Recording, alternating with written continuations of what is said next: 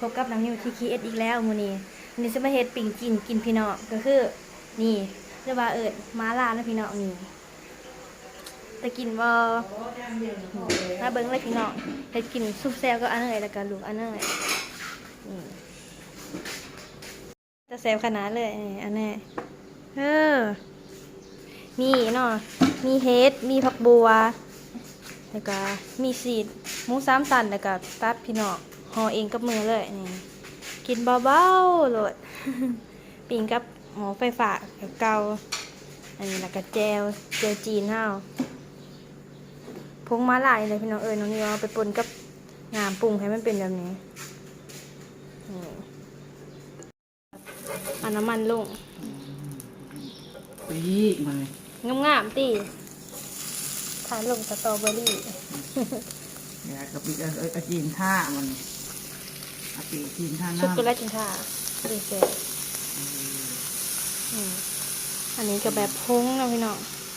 ดีเซลน้ำก็แบบน้ำไม่เสียก็ได้ต้องอันนั้นหรอกสุดน้ำยาใส่โคตรปี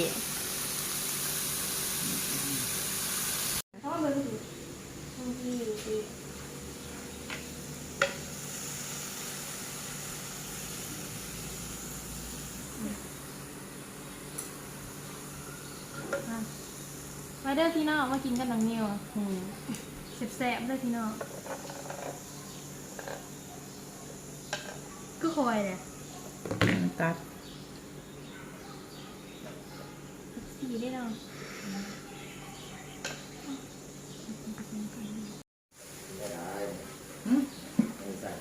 ปีกจีนโคนปาดบอกพักกับมีเอาวางอยู่ปีกจีนเทียบเลยนี่ชุบกินเลยเอาเดียวพอเอาเดียวผ้าเอาเดียวต้องใส่เดียวออกไปแล้วมันเลยออกไปวะเอาอะไรมากับข่ายก็ตีอะไรยานะกระมุนลูกเล็กมันไงถูกมันอยากชุบ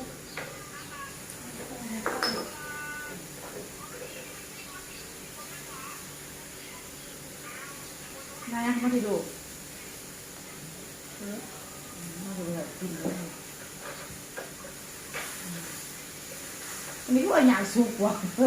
เพราะว่าก็มากินอยู่แล้วขึ้นเราไม่ว่าเนี่ยมีขึ้นเลย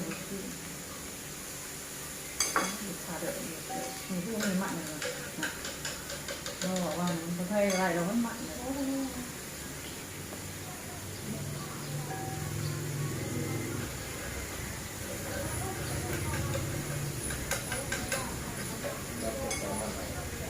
พูดหรอบอเขาเป็นเขาได้ไหม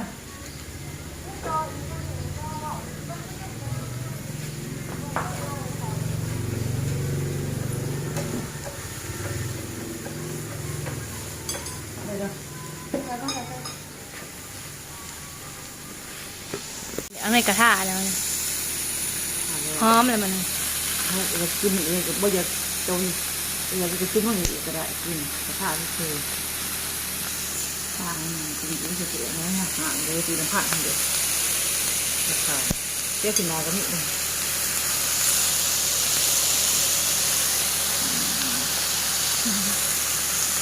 ให้มันถึงนี่ก็ได้อวดเขาเนี่ยเขาก็แล้วก็ถ้าหากประตูไม่เบิ่งเฮ็ดปิ่งกินแต่ว่าเขาพิ้งดังจริงเพื่อแม่เดียวเนี่ยไม่แอบดูเลยเดี๋ยวเข้มเด้อเข้มโผล่เนี่ยจำได้เลยสักทีโดนเลยที่มานาน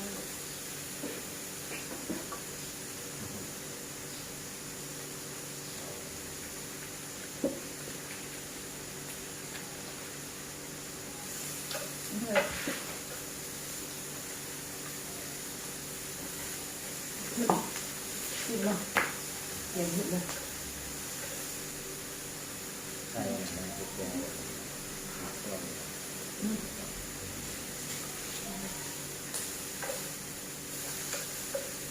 น่าจะกินก็เห็นเลย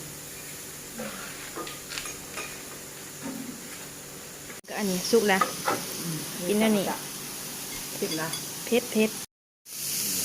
ดีแล้ว อืม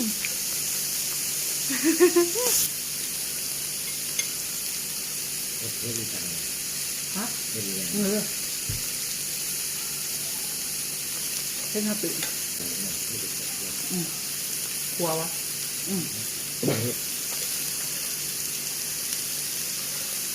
เฮ็ดฮาปิ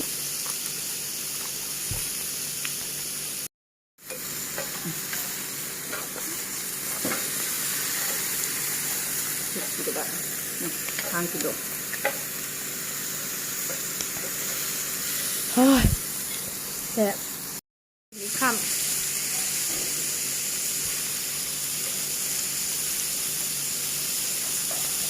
ทุกอย่างเลย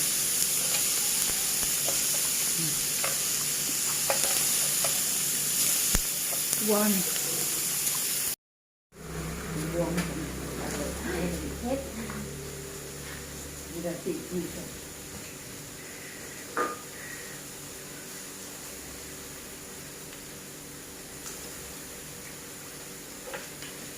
แต่ก็แต่ก็หนึ่ง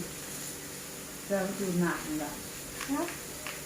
เดี๋ยวดื่มก็มาเป็นแข็งแล้วมันเสียหน่อย บอกเพราะว่าหาอื่นใส่บอกคือสวยจานปานน้ำจานบองปานเนาะทุกเลยนี่ปัญญาให้ดีว่าถึงว่าเด็กว่าจะยังไงวะ ถ้าน้ำ จะได้ไหม จะถึงแล้วเมื่อเลย นี่ก็ดีจริงบอกว่าต้องมีกินง่ายกินง่าย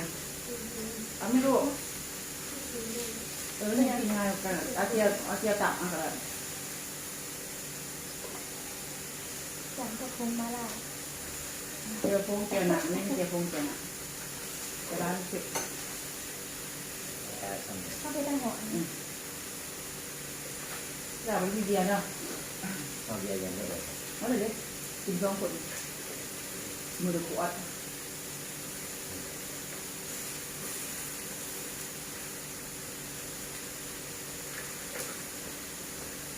ที่เราน้ำเราตัด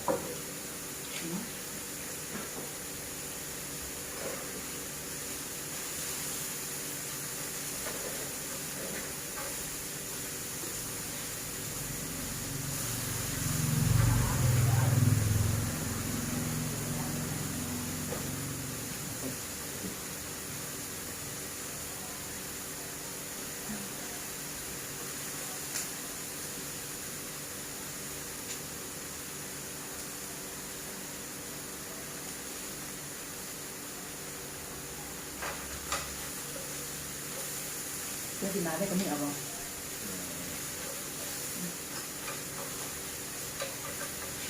ด้วยนะฮะพักกันนึงมันขึ้นโหดไม่ได้กินถึงบ่คุณเพิ่มมันไม่ได้หนิบ่เออ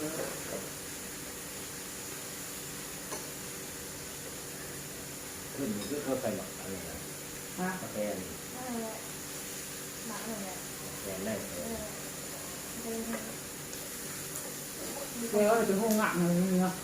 มันบอกเจ้าเลยตายเจ้าเจ๊กวนเนี่ย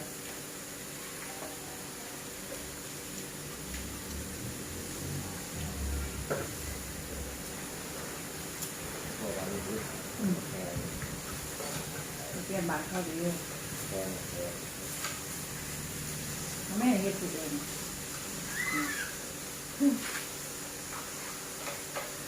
เดี๋ยวลงตอนเต็มที่ดูนี่เจ้าให้มันเขากันเนี่ยเอาแก้ไหมมันออกมันติดเสียติดอะไรมันเสียมันเขาไม่เขาแก้ไหมมันออก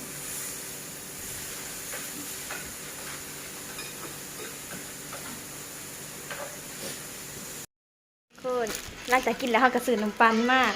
มากินน้ำปันแสบด้วยพี่น้องหานเนี่ยเย็นซื่นใจล่ะ